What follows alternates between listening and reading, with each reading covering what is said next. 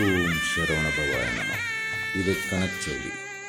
ദേവഭൂമിയായ ഉത്തരാഖണ്ഡിൽ രുദ്രപ്രയാഗിൽ നിന്നും ഏകദേശം 45 കിലോമീറ്റർ ദൂരത്തിൽ ഭഗവാൻ കാർത്തിക് സ്വാമി സ്വയംഭൂവായി കുടികൊള്ളുന്ന പുണ്യഭൂമി.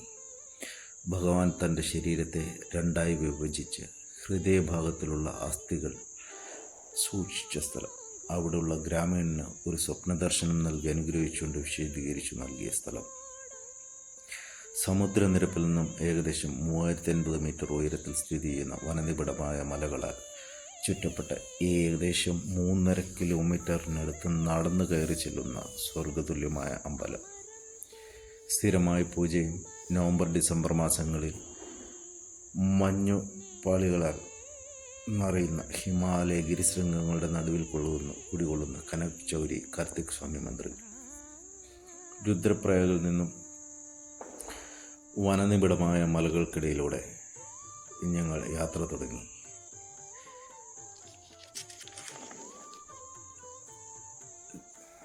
രാവിലെ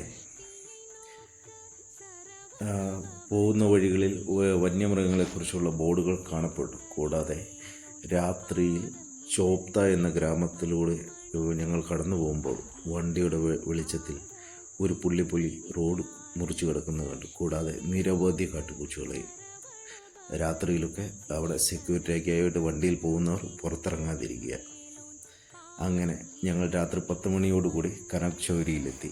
അവിടെ മുറിയെടുത്ത് വിശ്രമിച്ച് പുലർച്ചെ 4:30 മല കയറി തുടങ്ങി. നടക്കാൻ ബുദ്ധിമുട്ടുള്ളവർക്ക് അവിടെ കുതിര സവാരിയും 4 മണി മുതൽ ലഭ്യമാണ്. ഈ നടന്നു പോകുന്ന വഴികളിലെല്ലാം വന്യമൃഗങ്ങളെക്കുറിച്ചുള്ള ബോർഡുകൾ കാണപ്പെട്ടു. പുലർച്ചെ നടന്നു കയറാൻ നിരവധി ആളുകൾ ഉള്ളതിനാൽ ഇന്നുവരെ വന്യമൃഗങ്ങളുടെ ആക്രമണം അവിടെ ഇല്ല. ലക്ഷ്യം സൂര്യോദയം കണ്ട് ഭഗവാനെ തൊഴുന്ന് മടങ്ങുക എന്ന് മാത്രം. അങ്ങനെ ഞങ്ങൾ 6:30 മലയുടെ 3/4 ഭാഗത്തിന് മുകളിൽ കയറി അവിടെ ഇരുന്ന് മഞ്ഞുമൂടിയ ഹിമാലയ സാനുക്കൾക്കിടയിലൂടെ സൂര്യൻ്റെ പൊൻകിരണങ്ങൾ ഭൂമിയിൽ പതിക്കുന്നതിന് സാക്ഷിയായി. അവിടെ നിന്നും പടവുകൾ കയറി അമ്പലത്തിലെത്തുമ്പോൾ ഉപദേവതാ പ്രതിഷ്ഠകളാണ് ആദ്യം. അതിനുശേഷം ഹനുമാൻ സ്വാമിയുടെ വലിയൊരു പ്രതിഷ്ഠയും. അമ്പലത്തിനു ചുറ്റും കുങ്കുമവും വെള്ളയും പച്ചയും കളറുകൾ അടിച്ച ത്രിവർണ്ണ പതാകയെ അനുസ്മരിപ്പിക്കുന്ന ബാരിക്കേഡുകളാൽ സുരക്ഷ ഉറപ്പുവരുത്തിയിരിക്കുന്നു. ഞങ്ങൾ ദർശനത്തിന് ശേഷം അവിടുന്ന് ആലു പൊറോട്ടയും, അവിടെ ഭക്ഷണം അവൈലബിളാണ്, അവിടെ താമസം അവൈലബിളാണ്.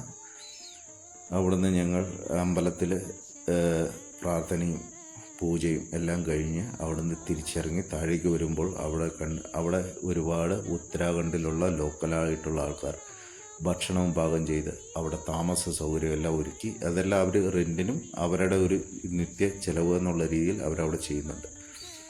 അവിടുന്ന് ആലു പൊറോട്ടയും കഴിച്ച് ഞങ്ങൾ അവിടുന്ന് തിരിച്ചിറങ്ങി.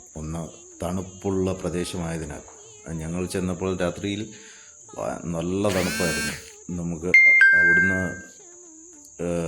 പച്ചവെള്ളത്തിൽ കൈ തൊട്ട് കഴിഞ്ഞാൽ കൈ തൊടാൻ പറ്റില്ല, അതേ രീതിയിൽ തണുപ്പ്. നമുക്ക് താമസം തരുന്നിടത്ത് ഹീറ്ററും കാര്യങ്ങളും എല്ലാം ഉണ്ട്, ചൂടുവെള്ളം ഉണ്ടാവും.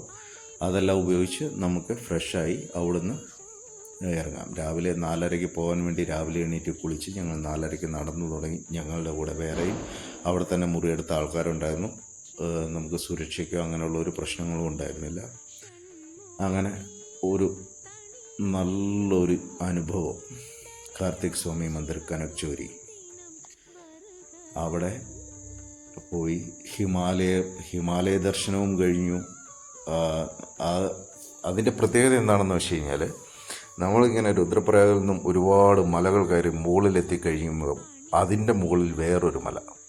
ആ മലയുടെ മുകളിൽ നമ്മൾ ഏകദേശം 3.5 കിലോമീറ്റർ നടന്നു കയറി ചെല്ലുന്നു കഴിഞ്ഞാൽ ആ മലയുടെ മുകളിൽ അമ്പലം ഇരിക്കുന്ന ഭാഗത്തു നിന്ന് ചുറ്റും നോക്കുമ്പോൾ വലിയ കൊക്കയാണ്. ചുറ്റും മുഴുവൻ കൊക്കയാണ്. ആ കൊക്ക എന്ന് പറഞ്ഞു കഴിഞ്ഞാൽ മുഴുവൻ നിബിഡമായ വനങ്ങളാൽ നിറഞ്ഞു നിൽക്കുന്ന മലകൾ.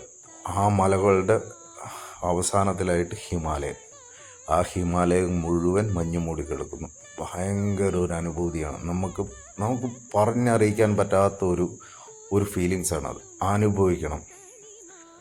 അനുഭവിക്കണം എന്നുണ്ടെങ്കിൽ നമ്മൾ പോകണം. അത് പോയി കഴിയുന്നവർ പോയി കാണുക. ഇത് പോകാൻ ഇപ്പം നാട്ടിൽ നിന്ന് വരുന്നവരാണെന്നുണ്ടെങ്കിൽ ഡൽഹിയിൽ നിന്ന് ഹരിദ്വാർ വരിക. ഹരിദ്വാറിൽ നിന്നും ടാക്സി എടുത്ത് മാത്രമേ നമുക്ക് പോകാൻ പറ്റുള്ളൂ. ഹരിദ്വാറിൽ നിന്ന് ഏകദേശം 200 കിലോമീറ്റർ രുദ്രപ്രയാഗും, അവിടുന്ന് 45 കിലോമീറ്റർ കനക്ചൗരി.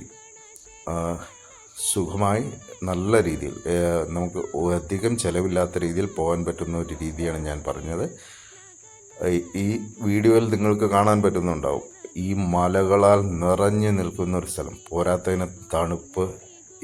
ഇപ്പം ഈ ഒക്ടോബർ, നവംബർ, ഡിസംബർ മാസങ്ങളിൽ മഞ്ഞുവീഴ്ച ഉണ്ടാവും അവിടെ. ഇവിടേക്ക് നാട്ടിൽ നിന്നും വരാൻ ആഗ്രഹിക്കുന്ന ആരെങ്കിലും ഉണ്ടെങ്കിൽ തീർച്ചയായിട്ടും നിങ്ങൾക്ക് എനിക്ക് കമൻറ്റ് ചെയ്യാം, എൻ്റെ കോൺടാക്ട് ഡീറ്റെയിലും അടിക്കാം. നിങ്ങൾ ഭാഷാപരമായിട്ടുള്ള എന്തെങ്കിലും ബുദ്ധിമുട്ടോ വഴിയിൽ എന്തെങ്കിലും ബുദ്ധിമുട്ടോ തടസ്സങ്ങളോ അങ്ങനെ എന്തെങ്കിലും ഉണ്ടാവുകയാണെന്നുണ്ടെങ്കിൽ എന്നെക്കൊണ്ടാവുന്ന സഹായം ഞാൻ ചെയ്ത് നിങ്ങൾക്ക് തരാം. നിങ്ങൾ കഴിയുന്നിടത്തോളം പോകാൻ പറ്റുന്നവർ പോവുക, കാണുക. ഞങ്ങളുടെ യാത്രകൾ തുടരുന്നു.